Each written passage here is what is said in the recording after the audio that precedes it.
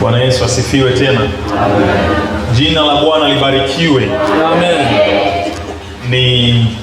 Nitumie nafasi hii kwanza kumshukuru Mungu Mwenyezi kwa kunipatia neema na kibali cha kuwepo hapa siku ya leo. Ni kwa neema tu. Tunapanga ibada lakini Mungu ndiye anaruhusu tufanye ibada. Tunapanga kila kitu lakini Mungu ndiye anaamua tufanye. Kwa hiyo nina kila sababu ya kumshukuru Mungu kwa sababu ya kunipa zawadi hii ya uhai. Lakini pia ni mshukuru mchungaji pamoja na uongozi wote kuridhia niweze kushiriki neno la Mungu pamoja nanyi siku ya leo. Ni neema ya kipekee sana. Na mwisho kabisa ni kushukuru wewe ambaye umehudhuria ibada ya siku ya leo. Siku zote huwa nasema mtu akija ibadani tunampongeza au tunamshukuru, kwa sababu asipokuja hautatuma polisi wakamkamate. Mtu akiamua kutokuja ibadani hautamshtaki sehemu yoyote. Kwa hiyo mkija ibadani tunawapongeza kwa kuja, lakini pia tunawashukuru sana sana kwa kuja. Mungu awabariki sana. Kama nilivyokuwa nimejitambulisha awali, mimi naitwa Mgina Lord, ni mwalimu wa neno la Mungu. Ninapatikana hapo Kigoma mjini na ninamtukuza Mungu kwa sababu ya huduma aliyoweka ndani yangu. Wangapi mnabarikiwa kuwepo ibadani siku ya leo? Amen, amen. Na wangapi mnavumilia? Wacheni niwaambie, kuna utofauti wa kuvumilia na kubarikiwa ibadani. Anayevumilia anasubiri muda ufike aende zake nyumbani. Yaani anaona kama kila tunachofanya tunamkawiza. Maliza tuondoke, ndio mtu anavumilia. Maana kuvumilia huwa kunahusisha maumivu fulani. Kuna maumivu unasikia lakini unaona ngoja nijikaze mpaka tumalize. Wangapi wanabarikiwa kuwa nyumbani mwa Bwana? Wangapi wanavumilia? Mikono imepungua. Sasa wale wanaovumilia Mungu awape neema. Mbarikiwe kuwa nyumbani mwa Bwana. Amen, amen. Nataka tuende tukajifunze kwa muda mchache ambao tumebakiwa nao, tujifunze maneno ya Mungu kwa undani zaidi. Ni dakika chache nitatumia, lakini nitazungumza mambo mengi sana. Kwa hiyo nenda pamoja na mimi taratibu, alafu utanipata kile ambacho Mungu anatamani tujifunze kwa mchana wa leo. Wakati na andaa hili somo, kuna kitu ambacho nilitafakari na nikaona ni sahihi. Katika maisha ya sasa tuna shirika nyingi sana, ama tuna ushirika wa aina nyingi sana. Na kitu ambacho nimekuja kugundua ni kwamba kila ushirika unapewa jina kutokana na kile kitu ambacho watu wanashiriki. Ninarudia tena. Nimegundua kwamba tuna shirika ama tuna ushirika wa aina tofauti tofauti sana kwenye maisha ya sasa. Na kila ushirika huwa unapewa jina ama unaitwa kutokana na kile kitu ambacho hao watu wanashiriki. Kwa mfano, tuna watu wanaitwa wezi. Kwa nini wanaitwa wezi? Ni kwa sababu wanashiriki wizi. Sawa? Kuna watu wanaitwa wazinzi. Ni kwa nini wanaitwa wazinzi? Ni kwa sababu wanashiriki uzinzi. Kuna watu wanaitwa wachawi. Ni kwa nini wanaitwa wachawi? Ni kwa sababu wanashiriki uchawi. Kuna watu wanaitwa walevi. Ni kwa nini wanaitwa walevi? Ni kwa sababu wanashiriki ulevi. Kwa hiyo tuna ushirika wa aina tofauti tofauti, na kila ushirika utaitwa jina kutokana na kile kitu ambacho wanafanyaje? Wanashiriki. Kwa hiyo kama wewe unaitwa mlevi, ni kwa sababu kuna walevi wenzako huwa mnashiriki ulevi. Kama wewe unaitwa mchawi, ni kwa sababu kuna wachawi wenzako huwa mnashiriki nini? Uchawi. Kwa hiyo tuna shirika za aina tofauti tofauti, na kila ushirika unaitwa kutokana na nini? Na jina la ule ushirika. Sasa kwa kawaida iko hivi. Hawa watu washirika ama hawa washirika wa huo ushirika fulani wanaweza wasionekane msaada kwako kwa mambo mengine ambayo hayahusu ule ushirika, lakini likija lile swala ambalo linahusiana ule ushirika ambao huwa mnashirikiana, ni rahisi sana kukusaidia. Kwa mfano, mchawi anaweza kunyima shilingi 100 ya kidonge cha mtoto wako anayeumwa, lakini akakupatia uchawi wa mamilioni kwa ajili ya kuua mtoto wako. Ni kwa nini? Ni kwa sababu ule uchawi anakupatia ndio kitu ambacho kinawaunganisha wewe na yeye, sio kupona kwa mtoto wako. Mlevi hawezi kukusaidia kulipa ada ya mtoto wako shuleni. Mlevi hawezi kusaidia kulipa kodi ya nyumba. Mlevi hawezi kusaidia kukulipia deni unalodaiwa sehemu fulani. Lakini mlevi yuko tayari atumie pesa nyingi kukulipia pombe. Atanunulia watu wote pombe hapo. Kwa sababu gani?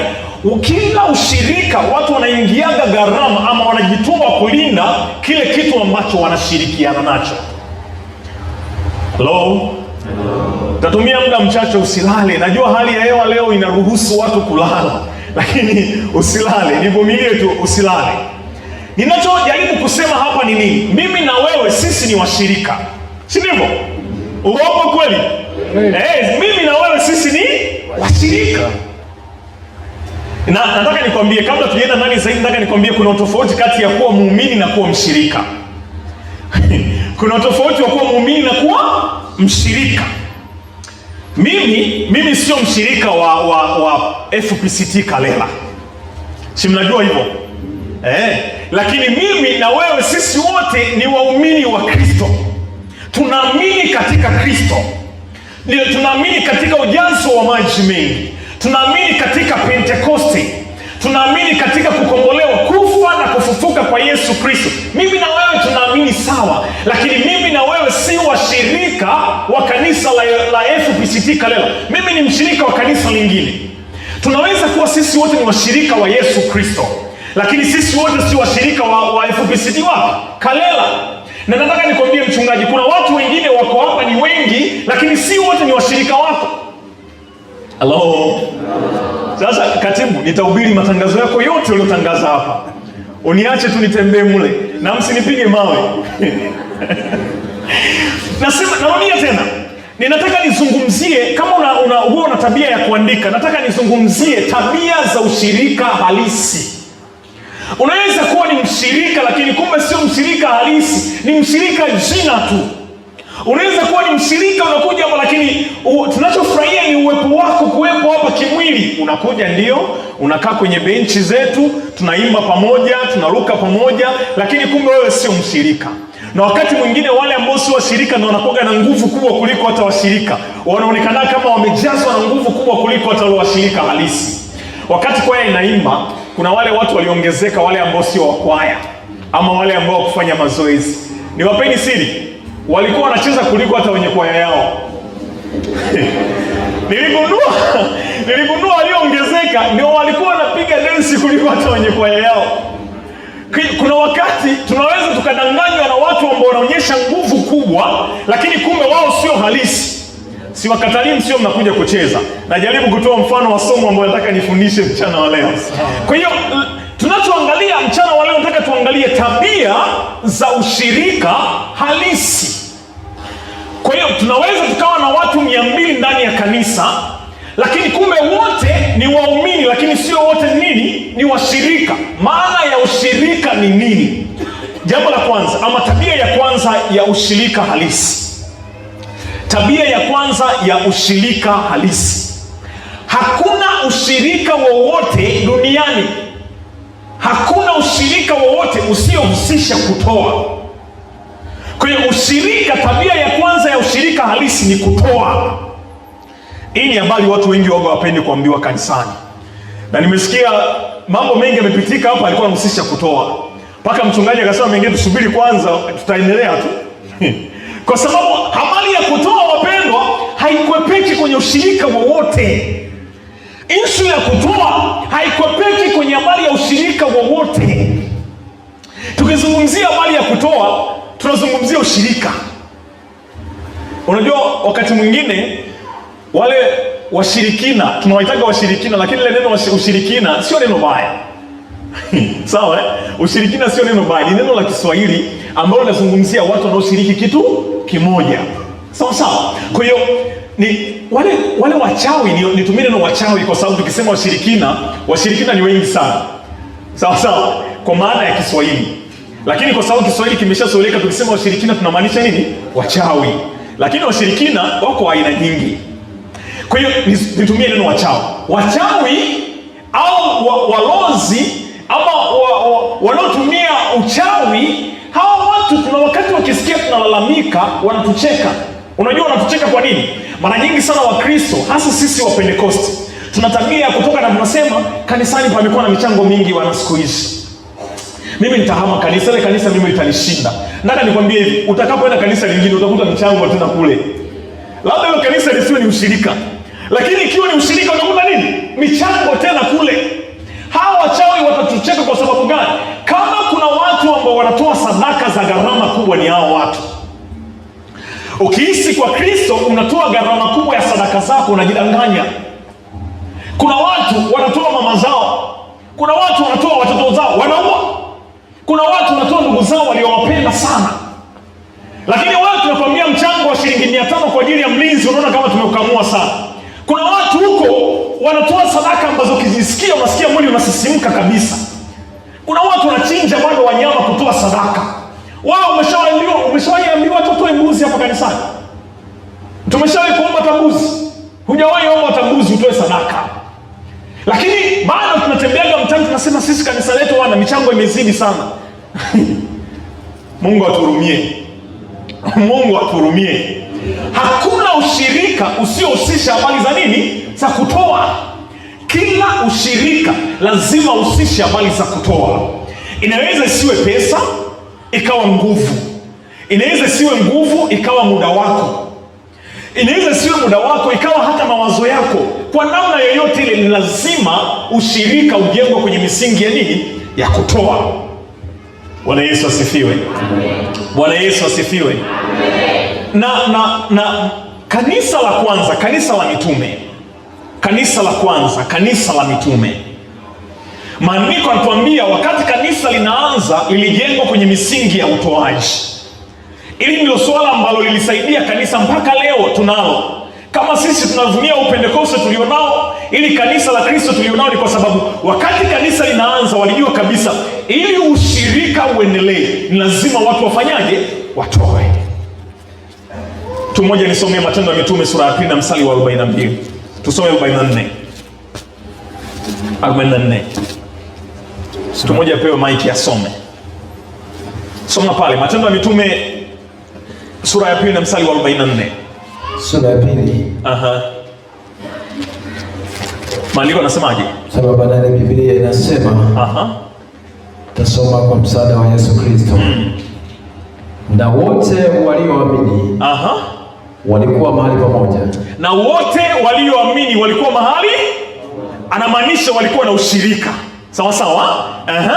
Na kuwa na vitu vyote shirika. Anasema hivi, hawakuwa tu mahali pamoja wanatazamana, lakini walikuwa na vitu vyote shirika.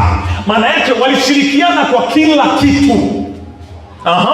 Wakiuza mali zao na vitu vyao walivyokuwa navyo na kuwagawia watu wote kama kila mtu alivyokuwa na haja. Napenda hiyo. Anasema hivi, kama kila mtu alivyokuwa na haja. Subiri kwanza, keti. Nataka niwafafanulie vizuri hapa. Maandiko anasema hivi, walikuwa na ushirika kanisa la kwanza, na wakauza vitu vyao vyote ili wawagawie wenye nini? Wenye mahitaji. Lakini yale mahitaji walimgawia kila mtu sawasawa na nini? Na uhitaji wake. Bwana Yesu asifiwe. Nataka niwaulize swali. Njoo. Mimi nina ng'ombe 15. Namiliki ng'ombe 10 na ngapi? Huyu bwana anamiliki kuku hawa. Mahitaji yake ya kifedha na mimi yatalingana? Nani atakuwa anahitaji sana pesa? Si ndivyo? Maandiko yamesema hivi, walikuwa na vitu vyote nini? Shirika. Kivipi? Waliuza mali walizokuwa na. Mbona unaenda haraka?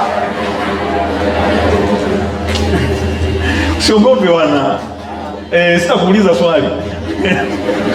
Watu wanajua kiwa darasani swali linakuja muda wowote. Sita muuliza swali. Ulizani nimemaliza? Hatujamaliza. Sasa maandiko yanasema hivi, walikuwa na vitu vyote shirika, waliuza mali zao, wakamgawia kila mtu sawa sawa na mahitaji yake. Sasa mimi ng'ombe zangu 15 zimeuzwa na kuku zake 2 zimeuzwa. Nani anapewa pesa nyingi? Sio kweli. Mwenye mahitaji mengi ya kifedha alikuwa ni nani? Mwenye kuku. Mnasikia mtego ulipo? Ina maana mambo yanaenda hivi, yule mwenye mahitaji mengi atachukua mgao mkubwa kuliko mwenye mahitaji. Maana maandiko yamesema hivyo, gawie kila mtu sawasawa na nini? Na uhitaji wake. Shida inakuja hapa. Kanisani tumeingiwa na roho za ubinafsi. Sema ubinafsi. Ubinafsi ni kusema kwa nini yeye? Kwa nini yeye? Kwa nini apewe yeye? Kwa nini sio mimi? Na hiyo ndio kitu ambacho inaua mioyo ya watu kutoa. Kama hatuwajali wengine, siku hizi shetani amepofusha macho yetu. Hatuna uwezo wa kuona wahitaji tena kanisani. Uko tayari ukamwage chakula kilichobaki nyumbani kuliko kumpatia mwenye njaa. Uko tayari nguo ziozee kwenye begi kuliko kumpatia mwenye uhitaji wa kuvaa. Shetani amepofusha macho yetu, na huo upofu umeua ushirika. Maana ushirika tunaambiwa kwamba unajengwa katika misingi ya nini? Ya kujali wenye mahitaji. Wakati mwingine kinachotuua zaidi ni unafiki. Sema unafiki. Unafiki ni kujionyesha tunampenda sana Mungu kuliko watu wanaotuzunguka. Maandiko yanasema hivi, ukishindwa kumsaidia unayemuona, utaonyesha vipi unampenda Mungu usiyemuona? Haiwezekani. Kama tunashindwa kuona wahitaji humu ndani, kama tunashindwa kuona huyu mtu kiatu chake kimeisha, anatembelea kiatu kimeinama upande mmoja, kama tunashindwa kuona huyu mama amevaa kitenga miaka yote, kila siku anakuja kanisani, na mimi nina vitenge vimejaa begi zima, nashindwa kumsaidia, hata ukileta sadaka yako haina maana. Sadaka yako haina nini? Haina maana. Kristo anasema hivi, mkiwagusa wale wanyonge kabisa mmenigusa mimi. Na neno linasema hivi, ibada nzuri na ile iliyofaa zaidi ni kuwafuata wale watu wenye uhitaji kwanza. Utatoa mali nyingi, utatoa kila ulicho nacho, lakini kama utashindwa kugusa maisha ya watu wengine ndani ya kanisa, tunaua ushirika. Wapendwa, ili tuwe na ushirika lazima tuwe na uwezo wa kushikana sisi kwa sisi. Watu kule nje wanatamani kumuona Kristo kwenye maisha yetu. Watamuonaje? Ni kama sisi tunaanza kupendana sisi kwa sisi. Achilia tu habari ya sadaka kutoa hapa, lakini je, tuna uwezo wa kumuona mhitaji tukamgusa? Tunaweza kuona watu wenye shida tukawakumbuka? Hiyo ndio maana halisi ya ushirika. Sisi tumeletwa hapa, tumekusanywa hapa, sisi ni ndugu, na undugu wetu ni kwa sababu ya nini? Ni kwa sababu wewe na mimi tunaamini katika nani? Kristo Yesu. Bwana Yesu asifiwe. Amen. Kitabu cha Wagalatia 6:9 maandiko yanasema hivi, msichoke kutenda mema. Sawa sawa? Msichoke kufanyaje? Nataka anisome pale 6:9. Kuna kitu ambacho huwa tunaruka pale, nataka tusome pale alafu tuende pointi ya pili. Nimesema tutatumia muda mrefu sana. Anasemaje? Galatia sura ile ya 6 mstari wa 9. Mstari wa 9, Biblia inasema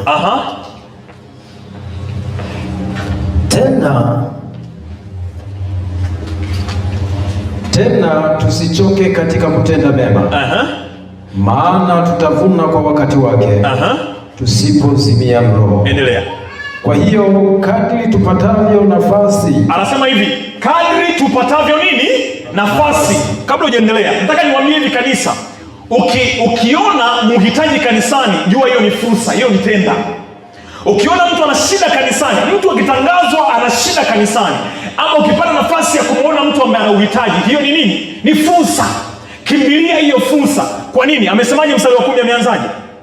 Kwa hiyo kadri tupatavyo nafasi. Kadri tupatavyo nafasi. Ukipata kukaneema au kukafursa kumjua mhitaji, na tuwatendee watu wote mema. Anasema hivi, na tuwatendee watu wote mema. Alafu Mtume Paulo anajua kuna kuwaga na habari ya unafiki, akamalizia akasemaje? Na hasa jamaa waaminio. Anasema na hasa jamaa ya waaminio, watu wa kanisani.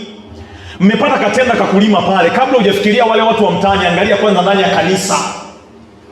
Umepata kuna kakazi ambako unajua vijana wa kanisani wanaweza kufanya, kabla ya kutafuta wale vijana wa mtaani, angalia kwanza kanisani, nani anaweza kufanya hii kazi?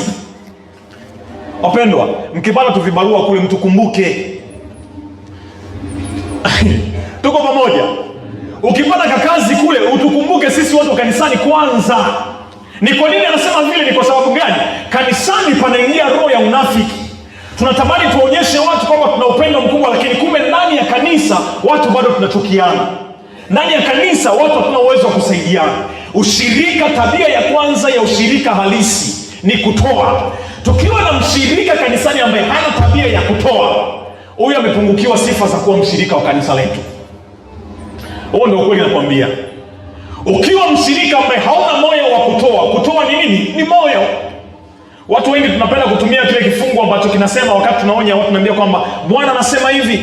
Hata wakati tunatoa wako tunamwambia, wewe Bwana ulisema tukujaribu kwa nini? Mbona mwitiki? Ile andiko nasemaga tukujaribu kwa nini? Kabla ya lile andiko, kabla ya neno la Mungu sema kwamba nijaribuni kwa kutoa, muone kama sitawafungulia madirisha mbinguni. Mistari mingine kule juu, Mungu analalamika anasema hivi, hamnitolei, na nikiwaambia mnitolee, mnasema hivi kwa nini tukutolee? Mnaniibia, na nikiwaambia mnaniibia, mnasema tunakuibiaje? Kwa hiyo Mungu mwishoni ndo anasema, anajaribu kuwabembeleza, anasema basi nijaribuni kwa njia ya nini? Ni sawasawa na mtoto mwambie hivi, nataka nikutume dukani, lakini mtoto anakataa. Mwisho wa siku unamwambia mtoto hivi, ukienda nakupa pipi. Umesikia hiyo?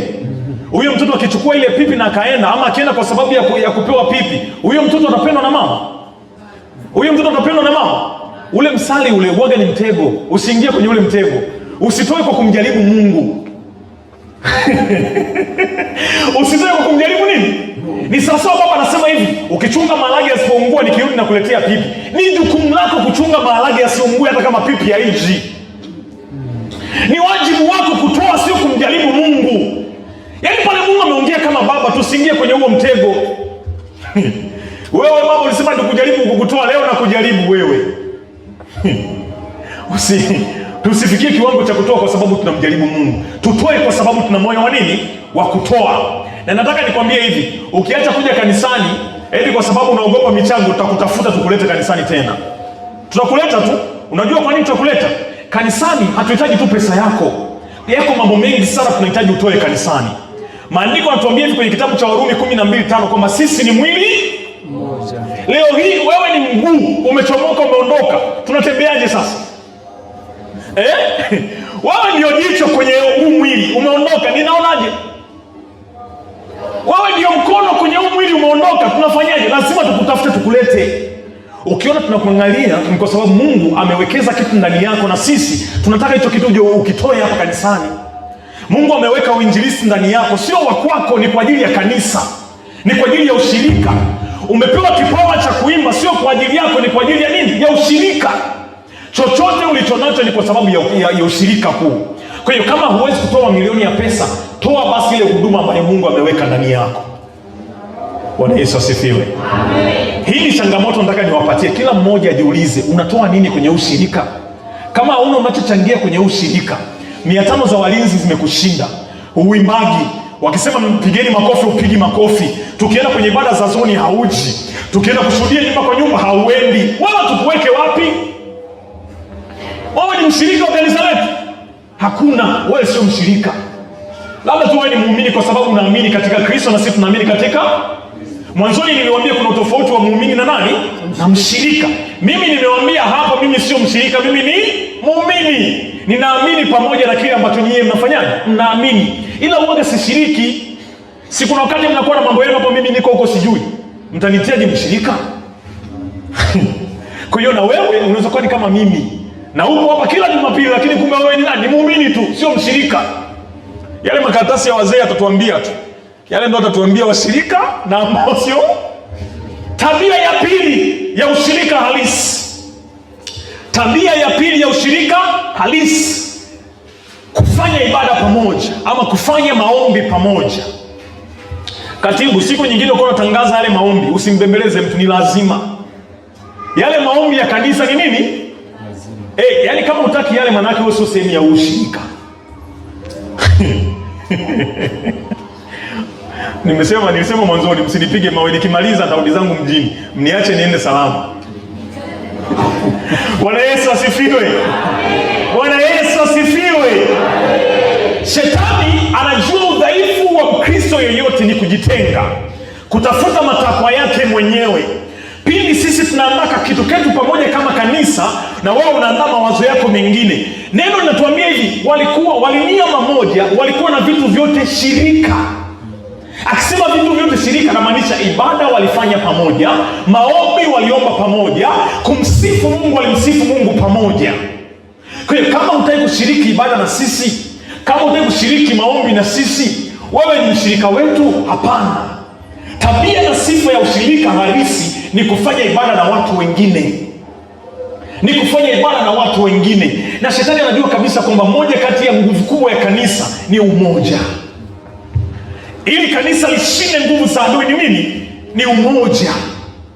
Tukikosa umoja kama kanisa tumepigwa. Na kundi lolote ili uliweze kulipiga unahitaji kuweka kwanza mtawanyiko ndani yao. Waanze kuzozana kwanza. Wakianza kuzozana wakagawanyika, umewapiga vizuri. Lakini adui anachukia kabisa akiona kusanyiko kama hili, anaumia sana. Kwa sababu kwenye kusanyiko la namna hii ndiko ambapo adui huwa anapigwa vibaya sana. Kwa hiyo adui anajua iko nguvu katika nini? Umoja. Na maandiko yanatuambia hivi, tufanye maombi pamoja. Kwa nini? Ebrania 10:25 nisome pale. Kwa nini tufanye maombi pamoja? Kwa nini tusali pamoja? Kwa nini tukusanyike? Waebrania sura ya 10 na mstari wa 25. Kwa nini tukusanyike? Nataka tuangalie kwa nini tukusanyike. Nisome pale. Umekuzimia maiki? Tumia hii kwanza. Tumia hii wakati wanaweka betri. Biblia sura ya 10 mstari wa 25. Biblia inasema wala tusiache kukusanyika pamoja.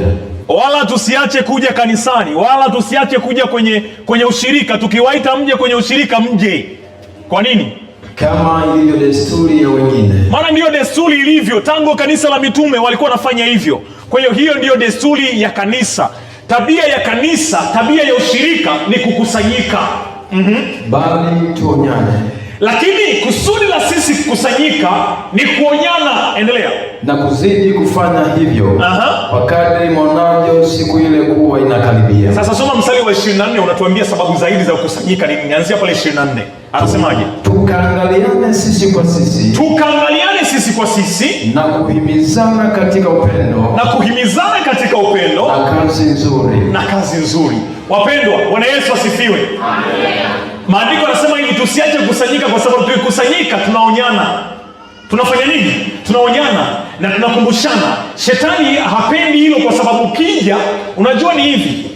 Ukitenda dhambi sisi tutakwambia tu. Ukasirike usikasirike tutakwambia tu. Kwa nini tunakwambia? Hiyo ndio jukumu la ushirika. Na hiyo ndio sababu kwa nini tunakuja pamoja.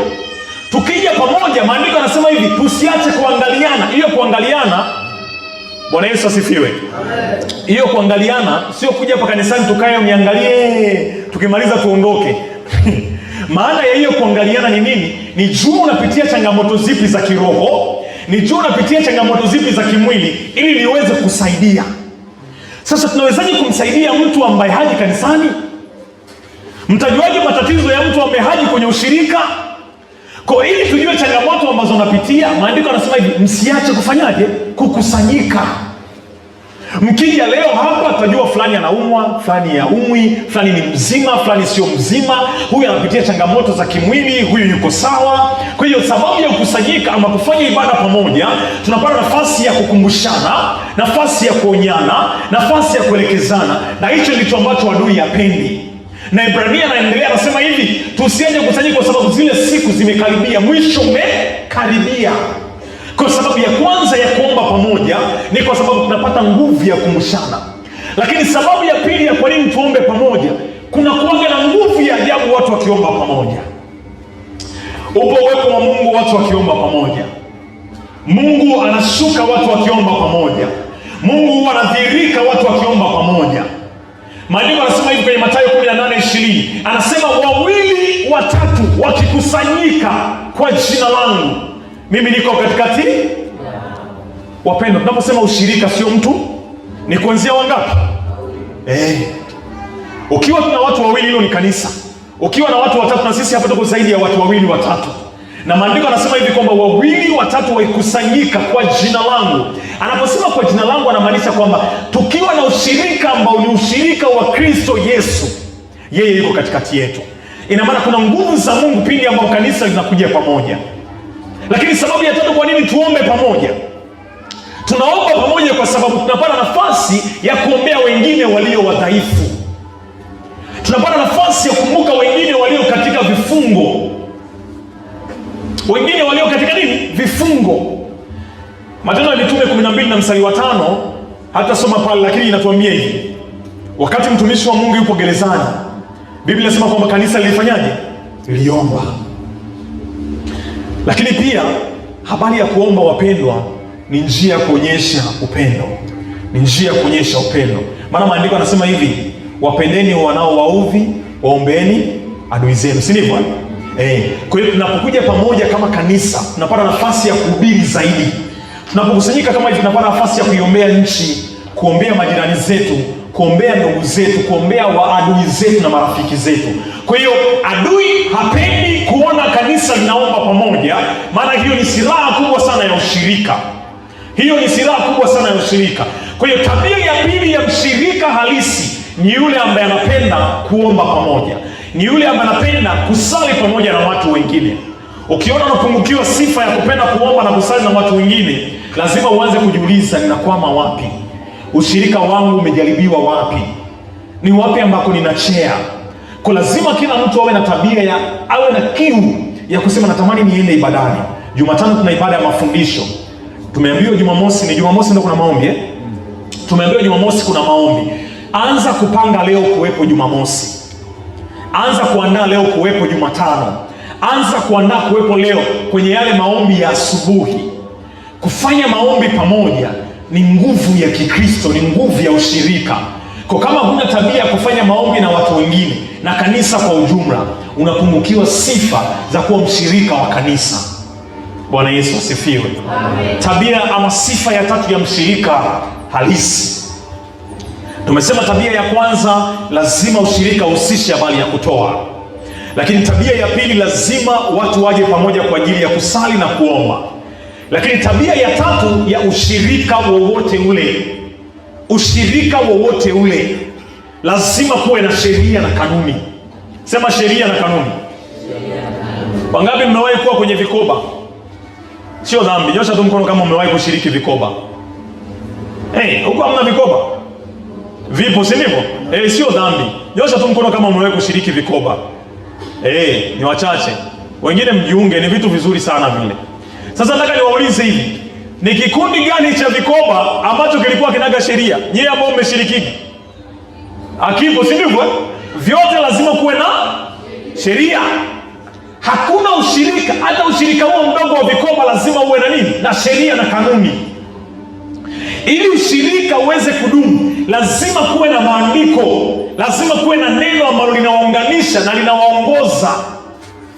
Na sisi washirika lazima tuwe na nini? Na sheria na kanuni. Na kanuni na sheria yetu sisi ni neno la Mungu, wapendwa. Maandiko yanasema hivi, neno lako ni taa ya nini? Ya miguu yangu na mwangaza wa njia yangu. Ina maana kanisa ambalo halijajengwa kwenye misingi ya neno hawajui wanapoenda. Ushirika usiotaka kujifunza neno hawajui wanapoenda, wanatembea gizani. Na ndio matokeo yake panakuwa na vurugu nyingi sana kwenye ushirika. Watu wanapigana kila siku. Na kwa sababu kwenye ushirika mwingi ambao hawajajengwa kwenye misingi ya neno, mara nyingi sana vurugu zinakuwa nyingi. Unasikia fulani kapendelewa, mbona fulani alifanya hivi, ya kufanywa hivi. Viongozi wakianza kufanya maamuzi ambayo yako nje na neno la Mungu, lazima shida na kuwepo. Washirika ukianza kutembea kinyume na neno la Mungu, kanisa linakosa maadili ya kiroho. Kila mtu anaanza kuishi vile anataka yeye, na haiwezekani. Hakuna ushirika ambao utatembea pasipokuwa na kanuni. Bwana Yesu atusaidie sana. Amen. Napenda sana kitabu cha Mathayo, Yohana 15. Nisome pale Yohana 15. Twende taratibu tu, alafu nataka niunganishe kitu hapo. Yohana sura ile ya 15, nisome pale. Anzia mstari wa kwanza. Yohana 15 mstari wa kwanza. Unasemaje? Biblia inasema, mimi ndimi mzabibu wa kweli. Sasa Yesu Kristo anataka tuonyeshe ushirika. Anataka tengeneze picha halisi ya nini maana ya ushirika. Hapa atazungumzia watu watatu na yeye akiwemo. Anaanza anasema kwamba mimi ndiye, amesema mimi ndimi nini? Mzabibu wa kweli. Na baba yangu ndiye mkulima. Mimi ndimi mzabibu wa kweli na baba yangu ndiye mkulima. Ashataja watu wawili, si ndivyo? Baba yake na yeye, alafu kila tawi ndani yangu. Anaongeza mtu watatu ambaye ni tawi. Sasa mbona tawi ni mimi na wewe. Kwa hiyo hapa katikati kuna ushirika. Mungu Baba, Mungu Mwana pamoja na sisi. Kwa hiyo huo ni ushirika. Nimesema ushirika ni kuanzia watu wawili na kuendelea. Endelea. Kila tawi lisilozaa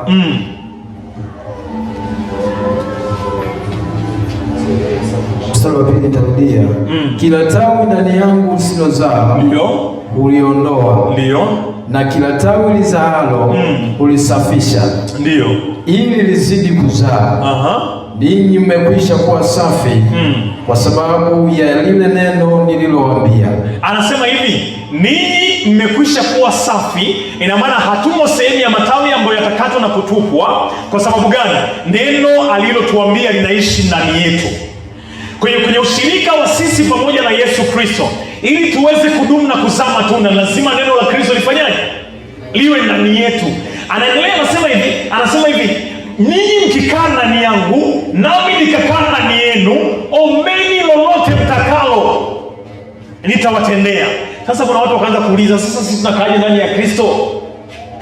Na Kristo anakaaje ndani yetu? Nisome mstari wa 7. Anafafanua hapo. Sasa Biblia inasema ninyi mkikaa ndani yangu. Anatoa sasa maelekezo, anasema kwamba maana ya yeye kukaa ndani yetu nini? Sisi tuikaa ndani yake na maneno yangu yakikaa ndani yenu. Hiyo ndio maana ya Kristo kukaa ndani ya maisha yako, yaani neno lake likikaa ndani ya maisha yako. Na nini maana ya neno la Kristo kukaa ndani ya maisha yako? Ni kulijua neno na kuliishi neno, kulitenda neno.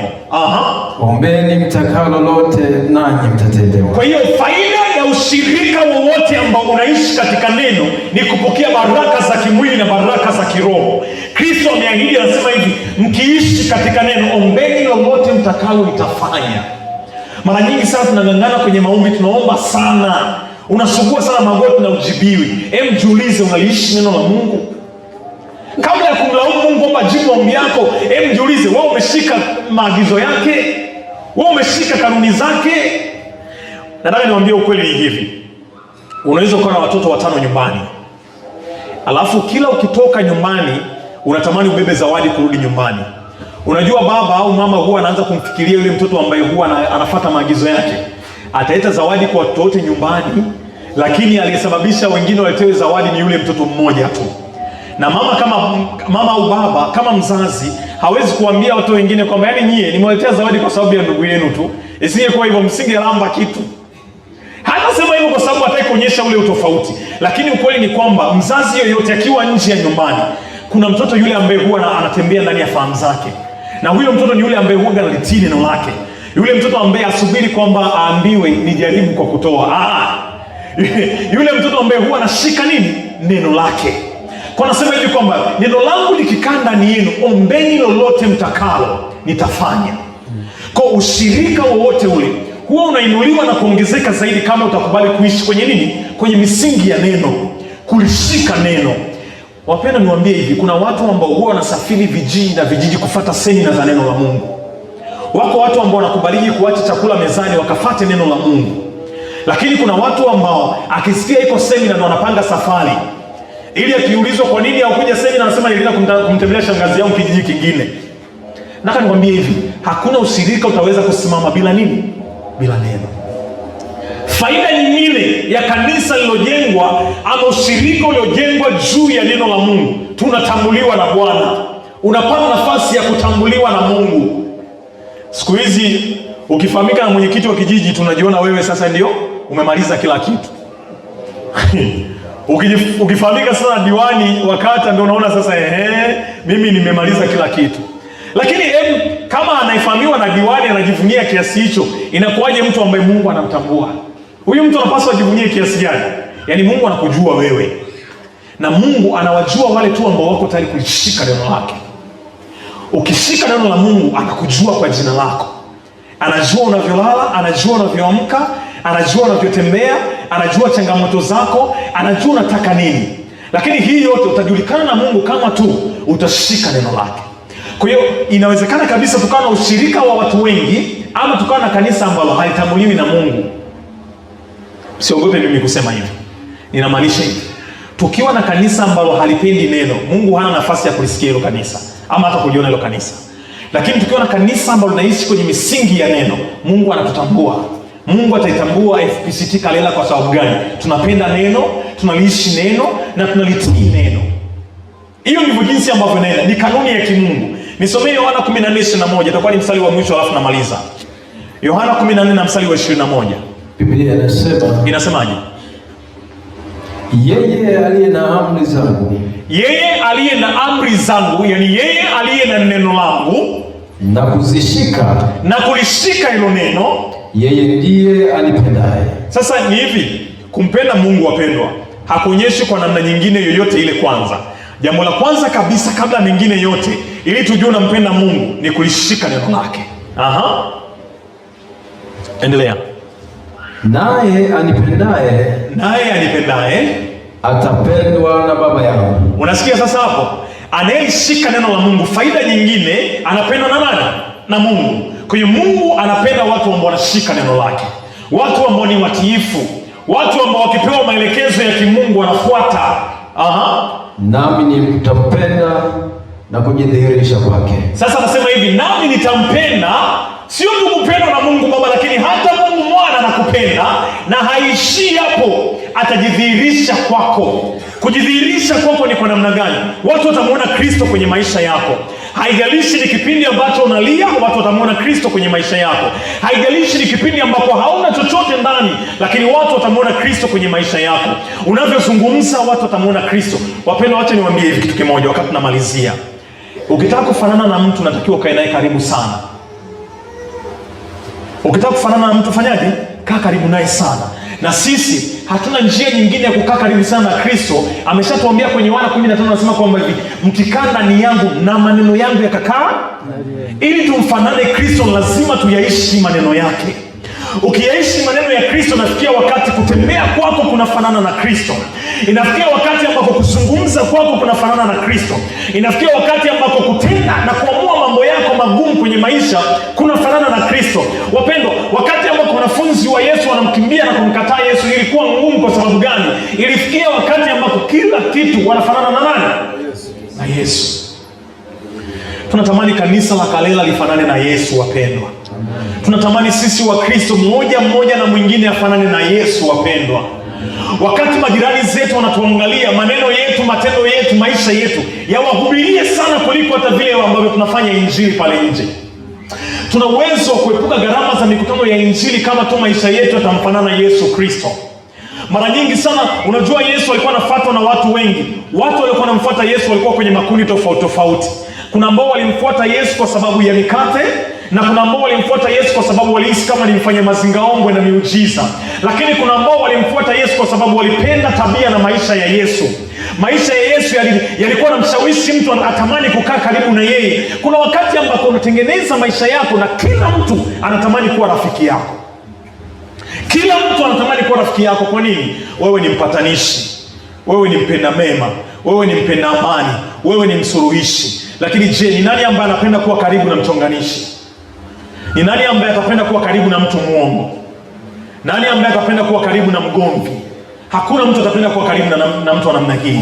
Kwa hiyo kulishika neno la Kristo litakufanya umfanane Kristo, na hiyo ndio tabia ya ushirika. Tukiwa na ushirika ambao umelishika neno la Kristo, huo ni ushirika halisi.